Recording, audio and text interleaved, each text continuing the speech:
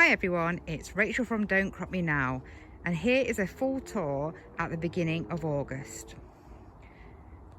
This is plot 4. So at the front the flower bed is doing quite good.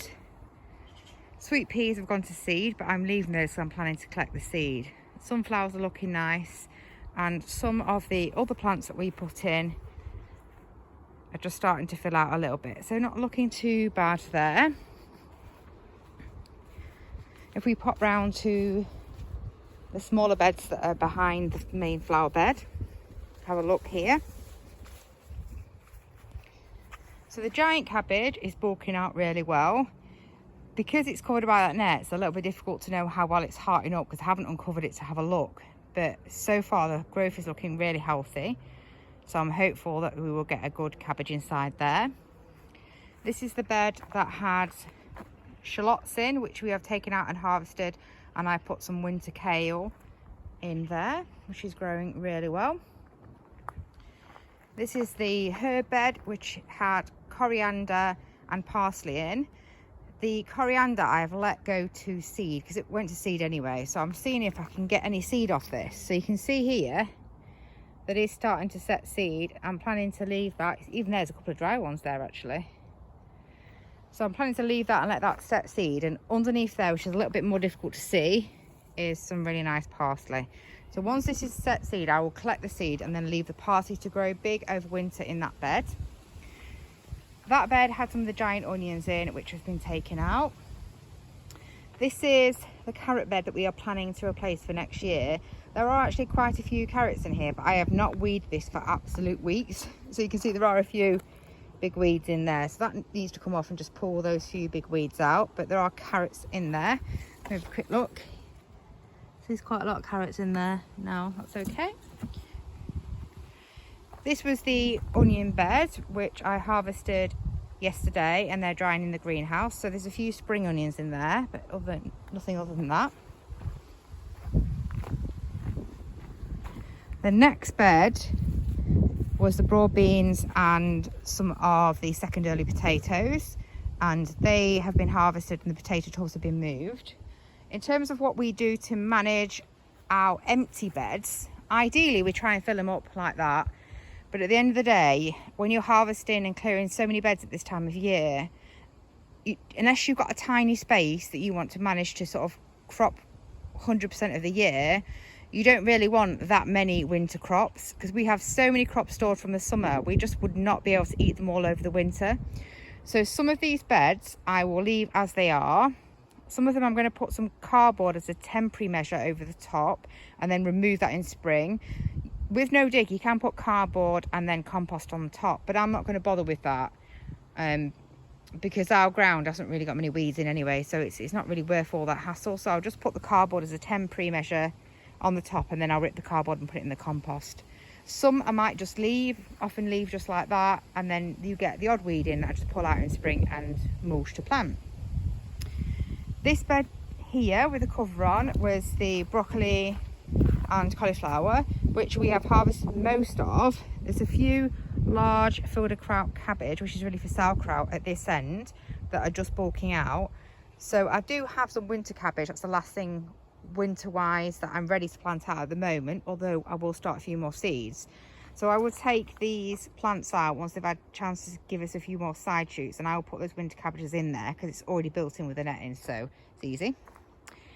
The pumpkin bed is doing really well. If you look at, there's a massive pumpkin there. There's actually quite a few pumpkins in here. There's some smaller ones, like for example there, and there's a few more large ones. I have been cutting the runners off this because if not, it just goes absolutely insane and crazy, and we don't really want more fruit setting at this point. We want the ones that we've got to ripen well and to grow to a reasonable size. Here we've got some of the beans that are for drying. These are Hoppy Black, which are like a little Mexican black bean. The plants look a little bit sad, but that's just because they have already set their seed. If we look here, and so they will start to die back naturally anyway. They're also shaded quite a bit by the potatoes that are in that bed just there. So these I will now leave and let go to seed a bit more. So some of these ones are still looking okay. There's actually a lot on there, which is really good. And then I will collect those for winter storage. So they'll just completely dry out as they are. So I won't do anything until then. We've got lots of kale left in here, which we've been harvesting, which over the next few weeks I probably will try to harvest and then probably get that out because we've got so much other winter brassicas anyway. Here we've got the Brussels, which are looking okay under there.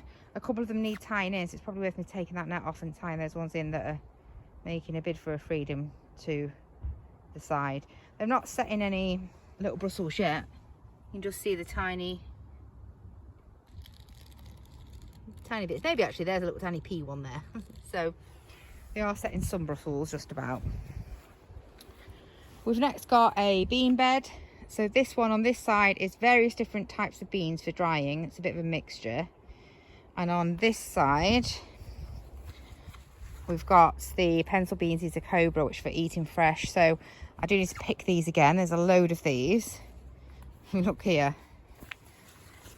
If you do grow bean plants, unless you really want to eat a lot of beans, don't put more than 5 or 6 plants in, because that's 10 plants in a row there. And there is absolutely loads.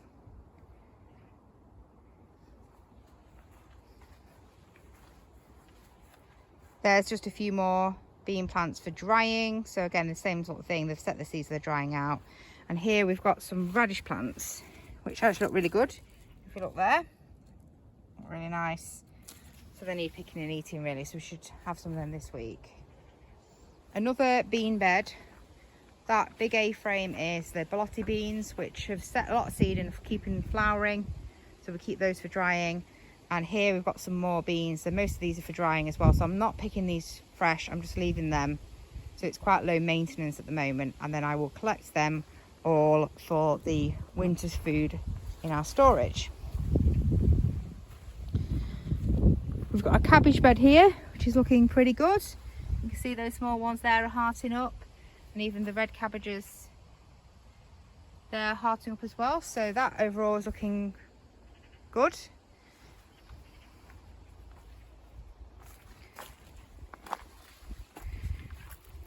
These are all the potatoes that we have cut down that got blight, and these are for storage. So if you've not seen our video on identifying blight and what to do when you've got blight, if you're having problems with your potatoes, it's probably worth a look, and that hopefully that might be helpful for you. So we will leave these now for at least 2 weeks before we eat any of these ones to let the skin start to harden up. And this is our potato storage really for the rest of the year. They just go into the greenhouse. Probably now because we've got the Polytunnel, I use the Polytunnel if it really starts to get very frosty. We've got some climbing squash here. Got one fruit on it anyway. These ones here that look really slow are butternuts. They are flowering. There's one there. I don't know if we'll get any though. Carrots here, we've been picking these.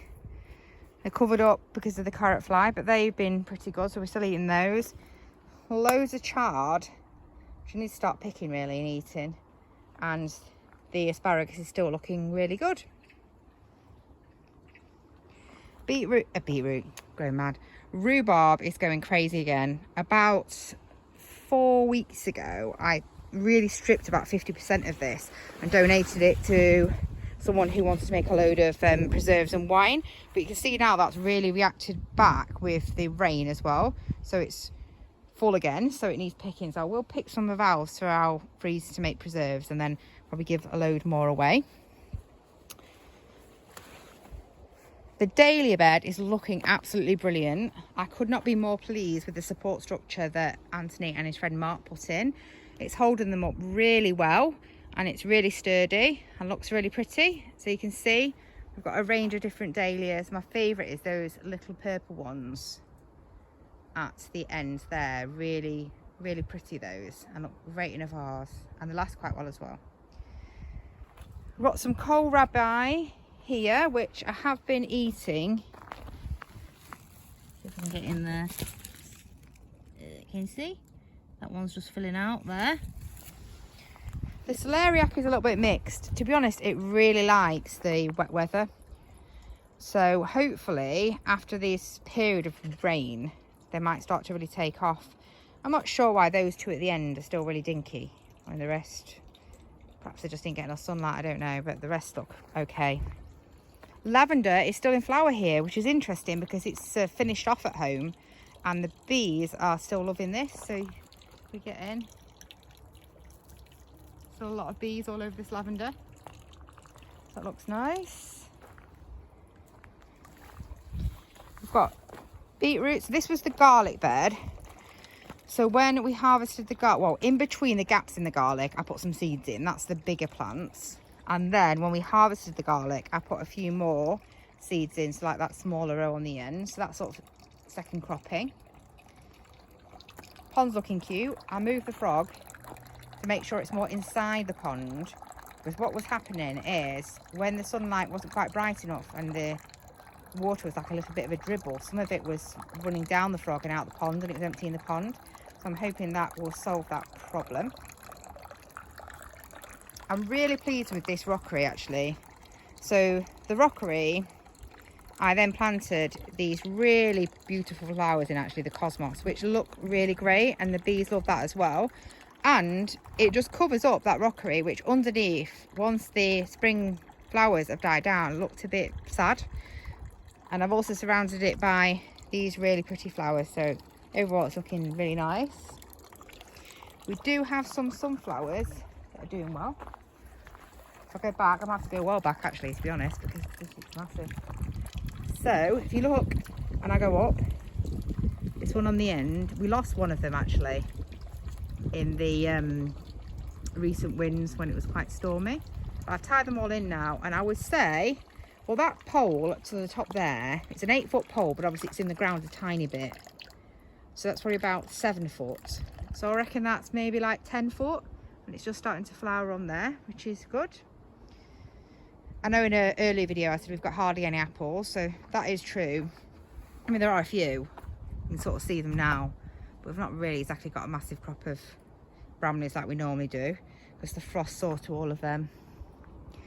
This carrot bed is looking good. This was the latest sown carrot bed. Happy with that. Haven't picked any of those yet.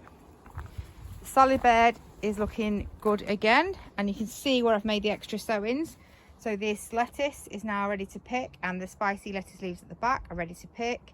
And you can see here where I've made a later sowing, even then, of the spring onions. They're coming through there and there. This was one of the potato beds and has now got some autumn cauliflowers in. And there's a few more of the potato tubs. So that's plot 4. And you can see the area at the end, summer house, shed and pergola, all looking pretty nice. So I'm not going to go over the other plots today because my phone's actually going to run out of battery, but just for a quick view, this one is plot 5B, looking really productive as well, all looking really healthy. The chili greenhouse is literally going insane. Oh, actually, I'll just quickly show you a quick view inside to see like how mad it is. So I can hardly get in there. There's going to be so many chilies, it's crazy. I've just got a last few brassicas to plant out that are in the cold frames, and we'll pop over quickly to have a look at 2B with the polytunnel. I put a separate little video of some jobs that I did yesterday on my day off and a lot of that included what we've done in the polytunnel, so it's worth a quick look at that one if you're interested. So the polytunnel is looking great. Got onions drying in there, corn looking really good, everything looking really good in here actually. I'm really pleased with this. I've decided, because it's actually going to be quite warm for the next couple of days, I'm going to leave this completely open overnight and then for the next 2 days, just to try and make sure we get decent pollination on those aubergine flowers that are out and a few little melon flowers, to hope that we at least get 1 melon in our experiment this year. And then just left over here we've got the mini orchard and the fruit cage, all looking pretty good. I've decided I'm just going to let that comfrey come up as it wants in this area around these trees, because it's really difficult to get rid of. And you know, it's useful. I had potted a lot of it up into those pots there, but it's not a bad thing to have there. I don't think it will worry that tree too much, so I'm going to leave it. It's looking like we're going to have a really good crop of figs. None are ripe yet, but they're on their way, so if we get a bit of sun hopefully. And the fruit cage, again, looking pretty good. There's quite a few blueberries in there actually that need picking.